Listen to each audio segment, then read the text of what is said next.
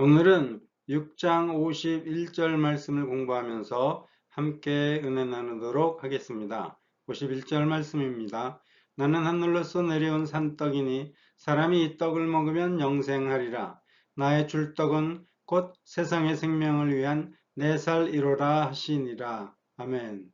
6장에는 예수님 혹은 무리들에 의해서 예수님이 하늘에서 내려온 사실이 7번 강조되었습니다. 33절, 38절 이렇게 쭉 예수를 믿는 우리들은 예수님이 하늘에서 내려온 사실을 알고 있습니다.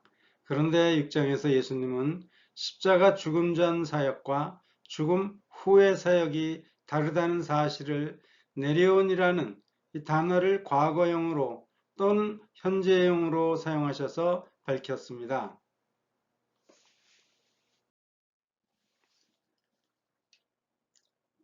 6장에서 예수님은 하늘에서 내려오셨다는 말씀을 51절에서는 내려온이라고 과거형으로 말씀하셨고 33절에서는 하나님의 떡은 하늘에서 내려라고 현재형으로, 그리고 50절에서도 내려오는 떡이니라고 현재형으로 말씀하셨습니다.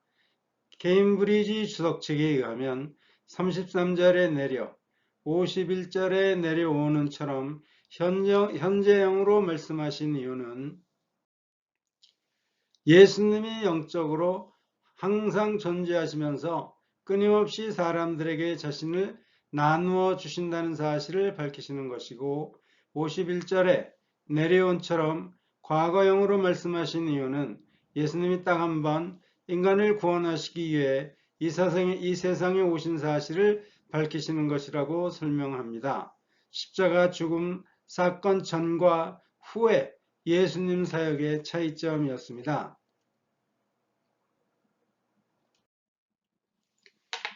내려, 또 내려오는의 현재형, 그리고 내려온의 과거형 어법을 사용하셔서 자신의 사역을 정확하게 구별하셔서 말씀하실 수 있었던 까닭은 하늘에서 내려오실 때부터 이미 하실 일들을 정하시고 오셨기 때문이라고 생각합니다.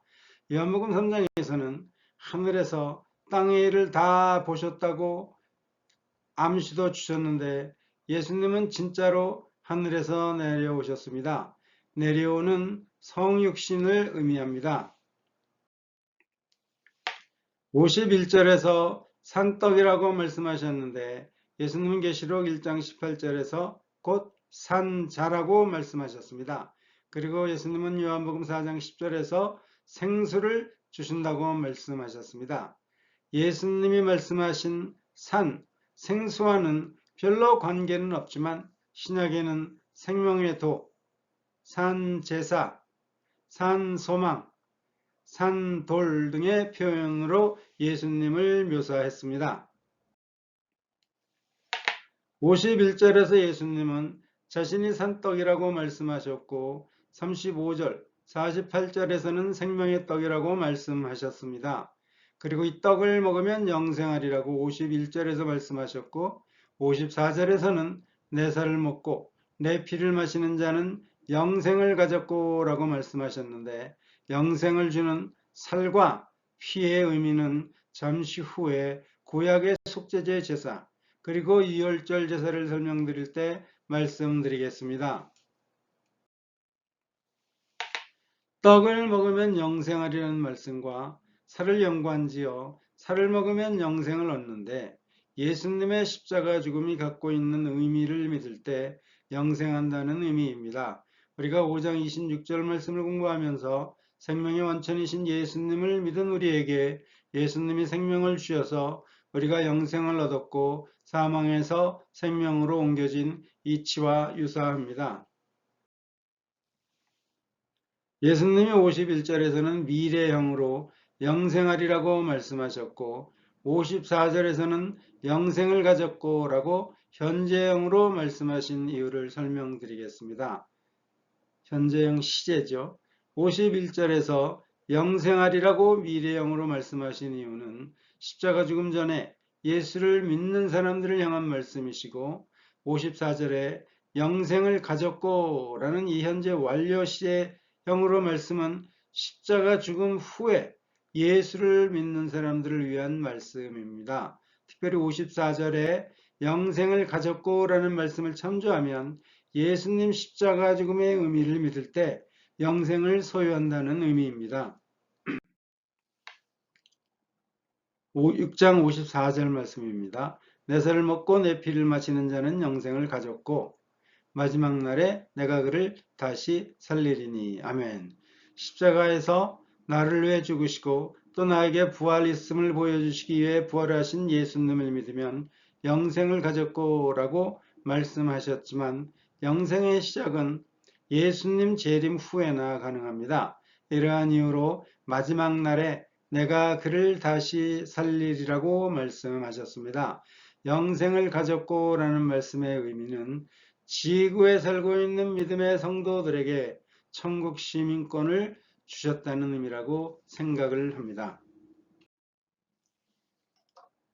51절에서 예수님께서 나의 줄은 예수님 십자가의 죽음을 의미한다고 합니다.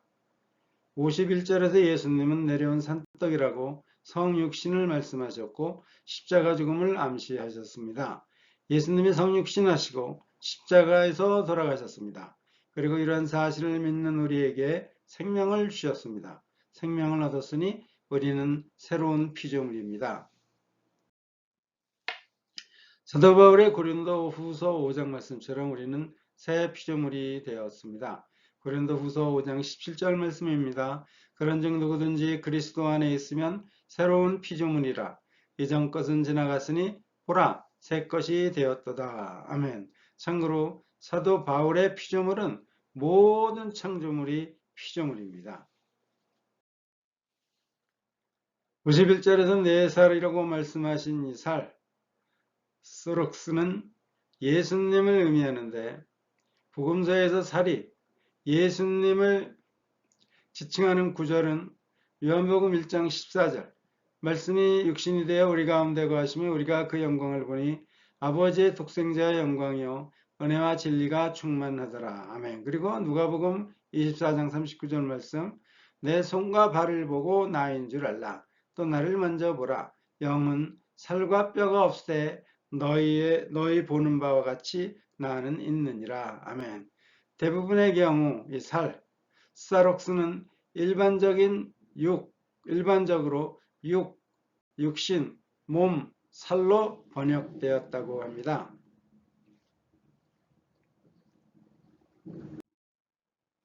살은 예수님 육신을 의미하는데 몇몇 주석책은 살을 먹기 때문에 성찬식을 의미한다고 주장하지만 이 살과 마태복음 26장 26절에서 성찬식의 의미로 예수님이 사용한 이 몸, 소마, 단어가 다르기 때문에 성찬식이 아니라고 주장하는 학자들이 더 많이 있습니다. 요한복음에서는 6월절 전날 식사는 성찬식 의미보다는 제자들의 발 씻기는 것을 중점을 두었습니다. 예수님이 말씀하신 나의 줄은 죽음을 의미하고 세상의 생명은 말씀 그대로 세상의 생명인데 세상의 생명을 위한 이런 말씀으로 예수님 오시기 전에는 세상에 생명이 없었음을 알 수 있습니다. 그 이유는 인간의 죄를 용서받을 방법이 없었기 때문입니다. 이미 말씀드린 대로 인간은 태어날 때부터 죄인입니다. 하나님 보시기에 죄인은 생명이 없는 죽은 사람입니다. 꽃병 속의 꽃들이 살아있지만 죽은 것과 같은 이치입니다. 예수님도 십자가 죽음 전에 세상에 생명이 없었고 십자가 죽음 후에 세상에 생명이 있음을 의도하셨는지 생명이 없는 사람과 생명을 소유한 사람을 다르게 표현하셨습니다. 우리는 지난 시간에 6장 37절 말씀을 공부하면서 아버지께서 내게 주시는 자는 다 내게로 올 것이요 내게 오는 자는 내가 결코 내어 쫓지 아니하리라는 말씀을 공부하면서 이 자라는 단어에 하나는 중성형, 또 다른 하나는 남성형 명사가 사용된 것을 공부했습니다. 아버지께서 주시는 자는 아직 생명이 없었기 때문에 중성령, 내게 오는 자는 생명이 있기 때문에 남성령 명사를 사용하셨습니다. 아버지께서 주시는 자와 내게 오는 자로 특별히 구분하신 기준은 죄의 유무라고 합니다. 유무라고 생각을 합니다. 예수님 십자가 죽음 전에는 죄를 용서받을 수 없었기 때문에 살았어도 산 게 아니고 또 이러한 인간들을 중성령으로 표현하셨고, 예수님 십자가 죽음 후에 예수님에게 오는 사람들은 예수님을 믿고 생명을 얻은 인간이었기 때문에 남성령으로 표현했다고 생각합니다. 예수님 오시기 전에는 생명이 없었습니다. 성경 구절을 통해서 한번 확인해 보시겠습니다. 에베소서 2장 1절에 죄로 죽었던 너희를 살리셨도다. 우리 인간들은 죄가 있었기 때문에 살아도 산 게 아니었습니다. 또 골로새서 2장 13절에서는 너의 범죄와 육체의 무할례로 죽었던, 또 로마서 6장 23절에서는 죄의 싹은 사망이요. 사도 바울이 성도님들을 죽었던으로 비유하셨습니다. 예수님이 주시는 생명이 없었기 때문에 살아도 산 게 아니었습니다. 구약 시대에도 하나님의 생명을 주시기 전에 세상에 생명이 없었습니다. 신명기 30장 19절 말씀입니다. 내가 오늘날 천지를 불러서 너에게 증거를 삼노라. 내가 생명과 사망과 복과 저주를 내 앞에 두었은즉 너와 내 자손이 살기 위하여 생명을 택하고, 20절, 내 하나님 여호와를 사랑하고 그 말씀을 순종하며 또 그에게 복종하라. 그는 내 생명이시요 내 장수시니 여호와께서 내 열조 아브라함과 이삭과 야곱에게 주리라고 양세하신 땅에 내가 거하리라. 아멘. 하나님께서 생명을 소유하지 않았었던 이스라엘에게 생명과 사망과 복과 저주를 선택할 기회를 주셨습니다. 사도 바울은 고린도후서 5장에서 화목을 말씀하셨는데, 죄를 강조하지 않으신 반면 요한 1서에서는 예수님 죽음이 세상의 죄를 위한 것이라고 말씀하셨습니다. 요한 1서 2장 2절 말씀입니다. 저는 우리 죄를 위한 화목제물이니 우리만 위할 뿐 아니요 온 세상의 죄를 위함이라. 아멘. 이 화목제물은 하나님께 감사드리는 목적의 화목제 제물이 아닙니다. 화목제물은 말씀 그대로 우리 죄로 단절된 하나님과의 관계를 회복시키는 데 사용된 제물입니다. 요한복음 6장 4절에서 마침 유대인의 명절인 유월절이 가까운지라고 사도 요한이 유월절을 언급하신 이유는 오병이어 표적과 또 이 표적 후에 예수님 말씀의 해석의 열쇠를 제공하고, 또 유월절에 유월절 음식 대신 예수님이 자신의 살과 피를 먹어야 영생을 얻는다는 6장 54절에 예수님 말씀을 강조하기 위함이라는 주석책들의 주장을 참조하면 예수님 죽음을 의미하는 나의 줄, 또 세상의 생명, 결과로 세상의 생명과 관련해서 구약의 제사에서 속죄제와 유월절 제사를 생각을 할 수 있습니다. 먼저 구약의 속죄제 제사를 말씀드리겠습니다. 속죄제 제사는 이스라엘이 하나님께 지은 죄를 용서받기 위한 제사인데, 사함을 얻으리라는 이 속죄제 제사 목적에 관한 말씀이 레위기 4장에 자세히 기록되었습니다. 속죄제는 하나님께 지은 죄를 깨달은 경우 드리는 제사입니다. 속죄제를 드리면 하나님께로부터 사함을 얻으리라고 하셨습니다. 속죄제 제물은 제사장과 온 회중은 수송아지, 족장은 수염소, 평민은 암염소 혹은 암양을 드립니다. 제사의 특별한 행위로는 제물 머리에 손을 얹고 죄가 제물에게 옮겨진다는 행위를 하는데, 제사장이 지은 죄를 깨달은 경우에는 제사장이, 회중이 지은 죄를 깨달은 경우에는 장로들이, 족장이 지은 죄를 깨달은 경우에는 족장이, 그리고 평민이 지은 죄를 깨달을 경우에는 그 개인이 제물머리에 손을 얹습니다. 제물의 피는 제단 뿔에 바르고 나머지는 담 밑에 부으고, 기름은 단에 불사르고 고기는 진 밖에서 불사릅니다. 속죄제 제사의 필요성을 말씀드리겠습니다. 하나님은 거룩하십니다. 하나님이 임재하시는 이 지성소를 소유했었던 이스라엘은 거룩해질 필요가 있었습니다.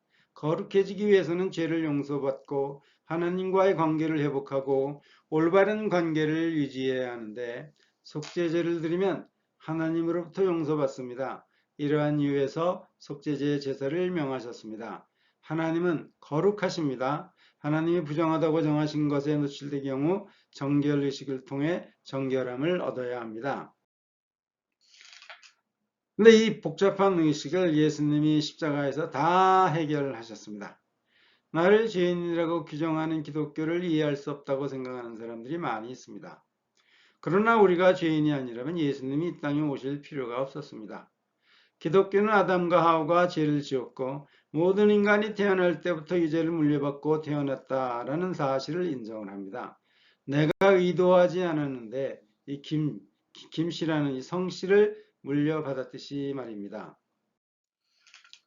믿는 사람들 중에는 예수님이 십자가에서 우리 죄를 해결하셨기 때문에 필요할 때 꼭 해야 하는 회개를 할 필요가 없다고 생각하는 사람들도 있고 일용한 양식 주심을 감사드리는 식사기도도 1년에 한 번, 정월초로에 딱 한 번만 드리고 다음 날부터는 식사기도를 드리지 않는 사람들도 있다고 합니다. 이것은 옳다 잘못이다 문제가 아니고 나를 위해 십자가에 돌아가신 예수님께 대한 감사의 문제라고 생각을 합니다. 매일 밤 자기 전에 하루의 일과를 회개하고 감사드리고 그리고 식사할 때마다 감사 기도를 드려도 구원받는 데 전혀 지장이 없습니다. 매일 밤 회개야 또 감사 기도를 적극적으로 추천드립니다. 구글 AI 제마나에게 물어봤습니다. 예수님이 십자가에서 다 해결하셨는데 왜 해결을 해야 하나? 예수님의 죽음은 우리 용서를 위한 수단, 즉 하나님께 다가갈 수 있는 기회를 제공했습니다. 회개는 예수님 희생에 대한 우리의 응답이며 회개는 십자가에서 보여주신 하나님 사랑 안에서 살아가는 방식이며 하나님과의 지속적인 관계와 우리 영적 성장의 필수적 요건입니다. 우리의 회개가 예수님께서 이미 용서하신 원죄 용서를 다시 얻기 위한 행위가 아니라 회개는 문자 그대로 죄에서 돌아서서 우리가 받은 은혜에 우리의 마음과 삶을 맞추는 것입니다. 우리 죄가 우리와 하나님 사이를 가로막고 있다는 사실을 알려주시는 성경 구절입니다. 이사야서 59장 2절 말씀입니다. 오직 너의 죄악이 너희와 너희 하나님 사이를 내었고 너희 죄가 그 얼굴을 가리워서 너희를 듣지 않으시게 함이니라. 아멘. 그리고 죄악으로 인해서 하나님과 우리 사이에 거리가 있고 이러한 이유로 하나님께서 우리 기도를 들어주시지 않는 이 시편 66장 18편의 말씀도 있습니다. 내가 내 마음에 죄악을 품으면 주께서 듣지 아니하시리라. 아멘. 또 신약에서도 로마서 3장 23절 모든 사람이 죄를 범하였으며 하나님 영광에 이르지 못하더니 에베소서 2장 12절 너희는 그리스도 밖에 있었고 이스라엘 나라 밖에 사람이라 약속의 언약들에 대하여 외인이요 세상에서 소망이 없고 하나님도 없는 자이다니. 아멘. 에베소서 2장 13절 이제는 전에 멀리 있던 너희가 그리스도 예수 안에서 그리스도의 피로 가까워졌느니라. 아멘. 부정한 것을 접촉한 사람들은 반드시 하나님이 명하시는 정결의식을 통해서 정결해져야 한다고 말씀드렸는데 민수기 19장에는 정결의식에 사용되는 물을 만드는 방법을 말씀하셨고 이 물을 정결의식에 사용해야 하는데 불순종한 사람은 죽음을 당합니다. 민수기 19장 13절 말씀입니다. 누구든지 죽은 사람의 시체를 마치고 스스로 정결케 아니하는 자는 여호와의 성막을 더럽힙니다. 그가 이스라엘에서 끊쳐질 것인 정결케 하는 물을 그에게 뿌리지 아니하므로 깨끗게 되지 못하고 그 부정함이 있음이니라. 아멘. 하나님께서 시체를 꼭 집어서 이처럼 말씀하신 이유는 생명의 원천이신 하나님은 죽음을 용납하지 않으셨기 때문입니다. 정결하게 하는 의식을 치료하는 경우는 십체 접촉, 또 부정한 음식, 또 문둥병, 피부병, 또 쭉 이렇게 있습니다. 죄를 용서받고 하나님과 관계를 회복하고 올바른 관계를 유지하기 위해서는 속죄제를 드려야 하는데 이방 사람들은 속죄제를 드릴 방법이 없었습니다. 이러한 문제를 예수님이 십자가에서 해결해 주셨습니다. 우리들 죄를 해결하시기 위해 예수님이 속죄제 제물이 되셨습니다. 이러한 의미를 갖고 있는 예수님 십자가 죽음을 믿으시면 요한 1서 2장 2절 말씀처럼 나 자신의 죄를 용서받습니다. 이번에는 알고 계신 유월절 제사를 말씀드리겠습니다. 속죄제 제사가 죄를 용서받고 관계 회복을 위한 제사라면 유월절 제사는 하나님 심판을 면하기 위한 제사입니다. 그리고 예수님이 6장 53절로 56절에서 말씀하신 피와 매우 밀접한 관계가 있습니다. 유월절 제사도 필요에 의해 지정되었는데 모든 제사들 중 제일 처음 정해진 제사이고 출애굽 당시에 시작되었습니다.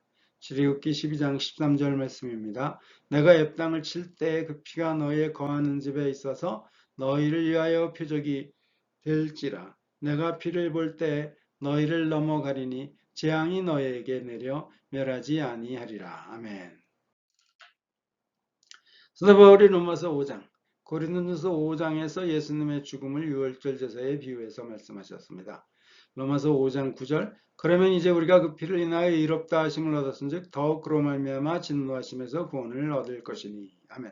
고린도전서 5장 7절, 너희는 누룩 없는 자인데 새 덩어리가 되기 위하여 묵은 누룩을 내어 버리라. 우리의 유월절 양 곧 그리스도께서 희생이 되셨느니라. 아멘. 요한복음에서 예수님은 유월절 어린 양으로 묘사되었습니다. 예수님은 세례 요한이 증거하신 것처럼 하나님의 어린 양입니다.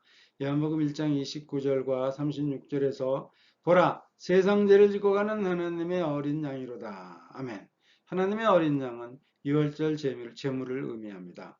사도 요한은 십자가에 달리신 예수님 다리가 부러지지 않은 사실을 유월절 양과 비교해서 기록했습니다.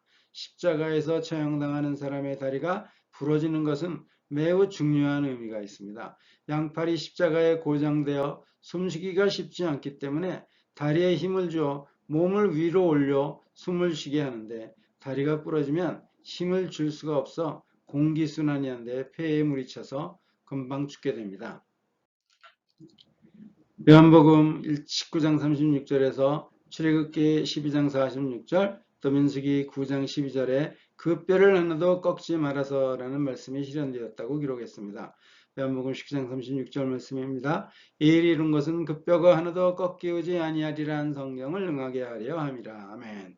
그리고 스가랴 12장 10절에 그 찌른 바 그를 바라보고라는 말씀도 실현되었다고 기록했습니다. 요한복음 19장 37절 또 다른 성경에 저희가 그 찌른 자를 보리라 하였느니라. 아멘. 그리고 사도 요한은 요한복음에서 예수님이 십자가에서 죽으신 시간으로 예수님이 유월절 어린 양이라는 사실을 확인해 주셨습니다. 아침 일찍 새벽 6시 빌라도의 법정에서 예수님의 신문을 받으셨습니다. 요한복음 19장 14절 말씀입니다. 이 날은 유월절 예비일이요 때는 제6시라. 빌라도가 유대인들에게 이르되 보라 너의 왕이로다. 아멘. 예수님은 새벽 6시부터 신문을 받으셨고 십자가의 처형은 아침 9시경이고 오후 3시경에 돌아가셨다고 추측을 했는데 유월절 양을 오후 1시 반경에 잡았다고 가정한다면 사도 요한은 예수님의 죽음을 유월절 어린 양 제물로 비유했다고 생각을 합니다.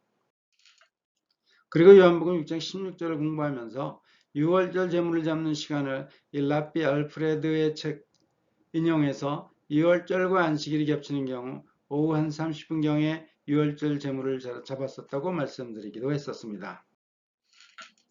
그리고 이미 말씀드린 대로 요한복음 6장 4절에 마침 유대인의 명절인 유월절이 가까운지라는 말씀을 공부하면서 유월절은 오병이어 표적과 오병이 이후에 예수님 말씀의 해석이고 열쇠를 제공하고 유월절의 유월절 음식 대신 예수님 자신의 살과 피를 먹어야 영생을 얻는다는 6장 54절의 예수님 말씀을 강조하기 위한 명절인 유월절을 6장 초반부에 언급했다고 말씀드렸습니다. 유월절 제사 시작을 말씀드리겠습니다. 이스라엘은 애굽에서 400년 동안 노예 생활을 했습니다. 하나님은 모세를 지도자로 세우시고 이스라엘을 해방시키기로 결정하셨습니다. 애굽 통치자 바로가 불순종합니다. 불순종하는 바로 때문에 애굽이 하나님의 재앙을 9번이나 받았는데도 불순종합니다. 이스라엘을 보내지 않을 경우 10번째 재앙으로 애굽의 모든 첫째 아들을 죽일 것이라고 경고하셨는데도 이스라엘을 보내지 않았습니다. 이스라엘에게는 흠없는 어린 양을 희생제물로 삼고 그 피를 문설주와 문 위쪽에 바르라고 명령하셨습니다. 문에 피가 발라져 있는 곳은 이스라엘 집이고 10번째 재앙을 내리실 때 이러한 집은 넘어가서 하나님 재앙으로부터 보호받을 것이라고 말씀하셨습니다. 피를 본 하나님의 사자는 그 집을 넘어갔습니다. 패스오버. 이 사건이 6월절의 기원이고 6월절이라는 명칭이 유래되었습니다. 이날 밤 잡은 제물 어린 양의 피가 이스라엘 죄의 대가를 대신 치르고 이스라엘을 구원하는 희생양이 되었습니다. 피에 대해서 설명드리겠습니다. 피는 조금 무섭습니다. 예수님은 54절에서 내 살을 먹고 내 피를 마시는 자는 영생을 가졌고 마지막 날에 내가 그를 다시 살리리니 라고 말씀하셨습니다. 믿는 사람들에게도 이해가 쉽지 않지만 피를 흘려야만 죄를 용서받는데 이것은 하나님이 정하신 법칙입니다. 하나님이 거룩하시기 때문입니다. 하나님께서 레위기 16장, 17장 11절에서 육체의 생명은 피에 있습니다. 내가 이 피를 너에게 주어 단에 뿌려 너의 생명을 위하여 속하게 하였나니 생명이 피에 있으므로 피가 죄를 속하느니라. 아멘. 그런데 피를 흘리는 것은 생명을 잃는 것 아닙니까? 죄를 용서받고 생명을 잃으면 무슨 유익함이 있겠습니까? 그래서 하나님께서 제물로 죄 지은 사람들의 생명을 대신하게 하신 것입니다. 그리고 히브리서 9장 11절 또 14절은 동물의 피와 달리 예수님의 피는 죄로부터 영원하고 효과적인 정결함을 제공한다고 강조합니다. 그리고 히브리서 10장은 옛 제사들은 제사를 드리는 사람들을 온전하게 할 수 없지만 예수님은 단번에 죄를 위하여 영원한 제사를 드렸다고 강조를 합니다. 예수의 보혈에 대해서 말씀드리겠습니다. 이처럼 제물의 피를 의지할 때 용서받았었듯이 예수님이 십자가에 걸리신 보혈이 나의 죄를 깨끗이 씻는다는 사실을 믿어야 합니다. 계시록 20장 15절 말씀입니다. 누구든지 생명책에 기록되지 못한 자는 불못에 던지우더라고 말씀하셨는데 예수님의 죽음은 유월절 제사를 의미하고 예수님이 흘리신 보혈은 하나님의 심판의 면죄권을 의미하는 사실을 믿을 때 비로소 생명책에 이름을 올리게 됩니다. 구약 출애굽기 32장, 다니엘서 12장, 또 시편 69장, 또 계시록 책, 계시록 20장 12절의 책, 또 다른 책, 또 계시록 20장 15절과 21절, 27절에 생명책이라고 기록되어 있는데 시간이 되신 분은 한번 살펴보시기를 부탁드립니다.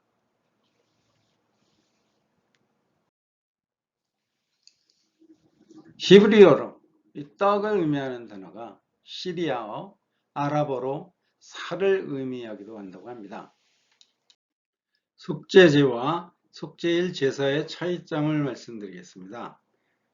속죄제와 유사한 제사로 1년에 한 번 속죄일에 드려지는 속죄일 제사가 있습니다.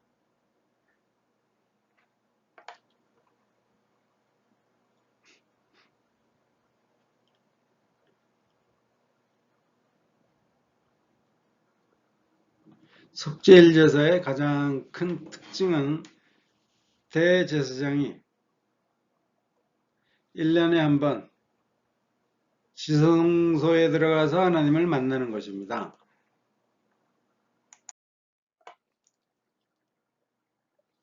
또 대제사장이 속죄일에 지성소에 들어가서 하나님을 만나는데 제사장만의 특별한 정결 의식이 필요합니다. 특별한 이 정결 의식을 끝이고 속죄일 제사를 드리는데 수염소 한 마리는 제단에 띄워서 제물로 바치고 다른 한 마리는 광야로 보내져 공동체의 죄를 짊어지는 이 속죄염소의 역할을 합니다.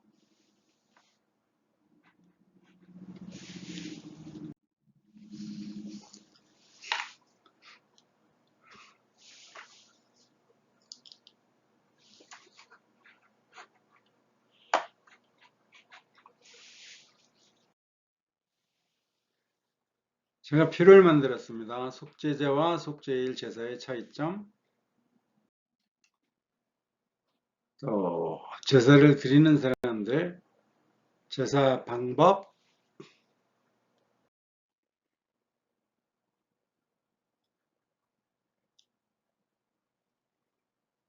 제사 드리는 방식이라고 설명을 드릴까요?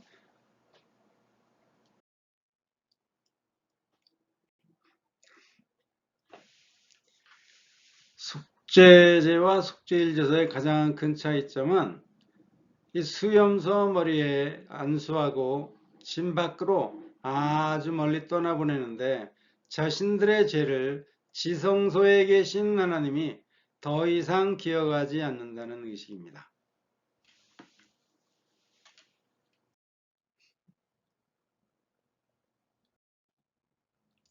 또 속건제가 있습니다.